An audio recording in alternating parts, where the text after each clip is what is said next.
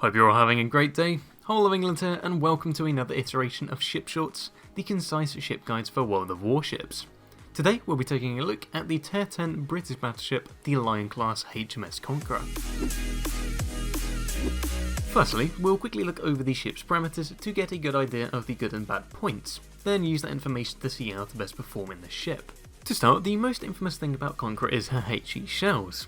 Not only are they notorious for having the ability to wipe out destroyers in a single salvo or two at close range, but without any modifiers they've got a 48% chance of setting a fire. This means you are going to be the bane of every other battleship by having the ability to keep them burning for an entire match. Whilst on topic, Conqueror's AP shells aren't too bad either. With the guns being 419mm, this allows them to overmatch armour up to 27mm. And as most people think you'll be firing high explosive, with AP loaded, you could get some very advantageous sides and angles to shoot at. Now, although these shells can't overmatch 30mm of armour, I'd say the great HE shells do make up for the lost potential.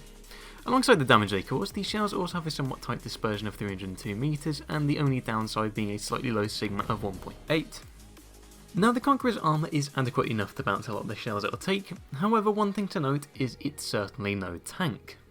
If you go head on with ships such as the Musashi, Yamato or Shikishima, they'll be able to overmatch your armour and usually deal monstrous damage, so it's best to try and evade shots from those ships rather than try to tank them. As for the armour layout, the Citadel does sit above the waterline, so always keep this in mind when brawling, and as well as this, also try not to give too much of an angle around the bow because it's quite easy to shoot through the cheek and then you'll be pretty easy to Citadel. If, however, conversely you are facing a Conqueror rather than being in one, then keep this information in mind as that will be a good way to take them out if they give you this opportunity. The other thing this ship gets its name for is its unique super heal, known for being able to 3D print an entire ship in the space of 20 seconds, including a great portion of AP damage. The Conqueror's heal will repair 2% of the ship's health every second, meaning that if damage you received was from, say, fire, then you can repair up to 40% of your HP from a single charge, which, when played correctly, allows the Conqueror to stay in battle for a much longer period than if it didn't have this heal. Obviously, this does not warrant running into a flank which is losing and expect to be able to mitigate your damage, as you'll still most likely die, but if you can get away to heal, then re-engage in fights, this will almost guarantee your success. The Conqueror also has great concealment. It has got a base range of 15.6km, which when going for a full concealment build can be reduced to as low as 12.3km, allowing for sneaking up on people and easily disengaging. As well as that, with the addition of Deadeye, this can be a very lethal combination, meaning you can get closer and keep the benefits that other battleships would sort of need to sit at the back of the map for.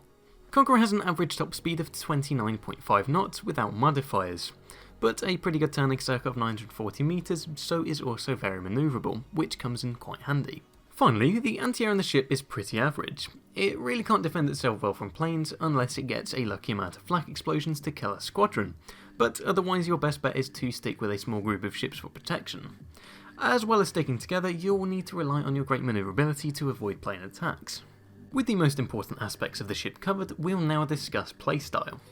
As most of us know, recently the Captain Skill update has changed the effectiveness of ships around a lot, and some not for the better.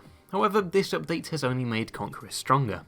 The best playstyle, or at least from my experience playing her, is that the hit and run or hit and hide tactics work the most.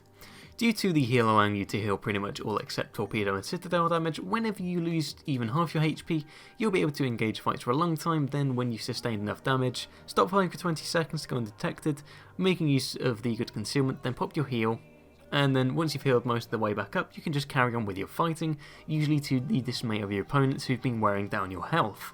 Aside from the surviving aspect of that, there's also the offensive side. When you're fighting, you can choose between two options, the first being spam high explosive, which will usually provide pretty great results on damage, or alternate between the two, and that's going to be based on setting fires. The first is simple, just fire high explosive, burn your targets down, which you'll be going for decking and superstructure for base damage, and then the fires that you set will just further complement that sort of damage number.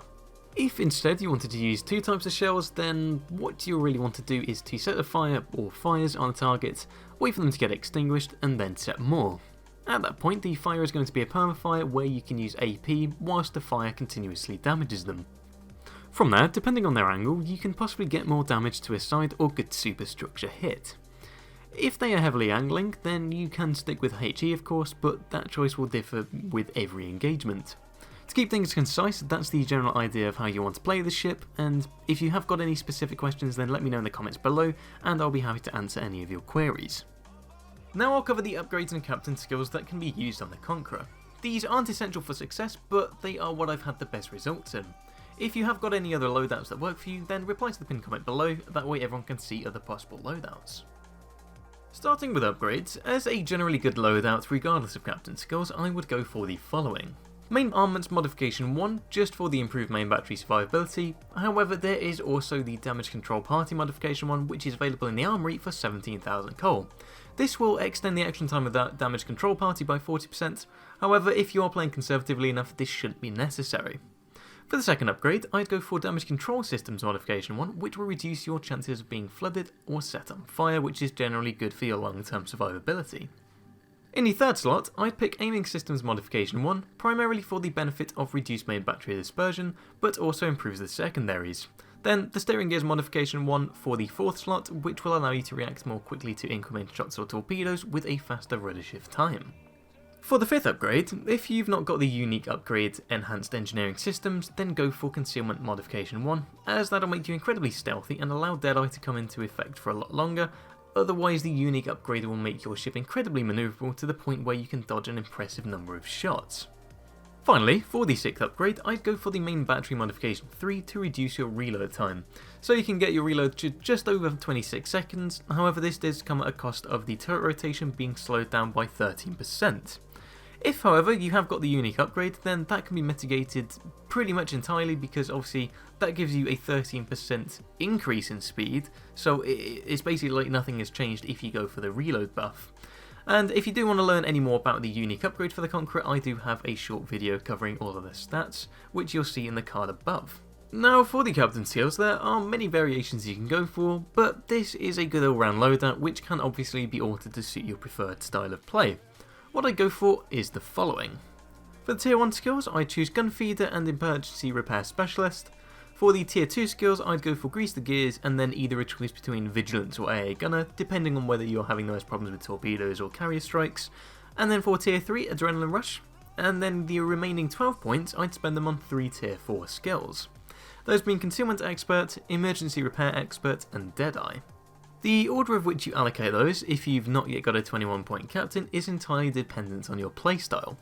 If you're trying to survive for example, then it'd be best choosing skills that allow for that first, such as for example, Concealment Expert and Vigilance, or if you're more interested in doing damage, then skills such as Grease the Gears and Deadeye would be more preferential. As I said before, this can be varied, so if you'd like to have 2 Tier 3 skills with this loadout, then you could sacrifice, say, a Tier 1 and a Tier 2 skill for it, or a single Tier 4 skill to keep a Tier 1 and gain a Tier 3 skill. Again, if you've got any questions about these loadouts, then feel free to let me know. With everything covered, that brings us to the end of the video. If you've made it this far, then thank you very much for watching, and I hope it's helped you in some way, whether it be unsure of what skills or upgrades to pick, or were just curious of how it plays. If there are any ships you want covering in the future, then feel free to let me know in the comments below. Otherwise, if you enjoyed, then make sure to please leave a like, and be sure to leave any comments of your thoughts. With all that said, I hope you have a great day, and I'll see you in the next one.